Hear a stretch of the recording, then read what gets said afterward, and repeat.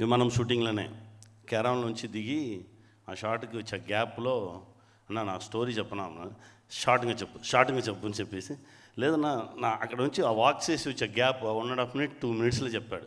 ఎందుకురా నా దగ్గర చెప్పావు అని అడిగాను. లేదు నానంగా చేయాలి నువ్వు చేసేద్దాం పో అంతే. ఆ 2 minutesలో ఎప్పుడైనా ఓ స్టోరీ ఒక లైన్లో చెప్పాలి, 2 linesలో చెప్పాలి, అదే స్టోరీ. అంత స్ట్రాంగ్గా ఉండాలి. ఆ 2 minutesలో విన్నది ఓకే చేసింది, చేద్దాంరా అని చెప్పాను. నిజంగా చెప్పావా? నిజంగానే చేద్దాంరా అని చెప్పాను. అది ఇలా వచ్చింది. వాడు నా కొడుకే, వీడు నా కొడుకే. జెండాపై కపిరాజ్ చేయగానే ధనరాజుని ఫస్ట్ చూశాను నేను. ఆల్మోస్ట్ 12 years ముందు వచ్చి యాక్ట్ చేసేసి వెళ్ళాడు. యాక్ట్ చేసేసి మన వెనకాల వచ్చి నిలుస్తాడు. చూస్తాను నువ్వేరా చూసావు నా ఎప్పుడు నేను మానిటర్ని ఊరిని చూడడానికి ఆలోచన చూసి ఏం చెప్పారు వెళ్ళండి అలా చెప్పేస్తా. వీడు మాత్రం వచ్చి వెళ్ళినా చూసి క్వశ్చన్లు అడుగుతాడు.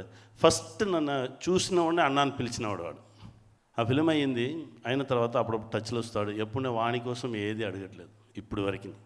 ఎవరా వాడు తీసుకొస్తాడు, అన్న వానికి ఇది చేయాలి, వీనికి అది చేయాలి. అలా శివాన్ని తీసుకొచ్చారు. శివాన్ని తీసుకొచ్చి అన్న స్టోరీ విన్నాను, నువ్వు విను, ఈ స్టోరీ నువ్వు చేస్తే బాగుండు. శివ స్టోరీ చెప్పారు. చెప్పిన వెంటనే ఓకే చేద్దాం. అదిదా విమానం.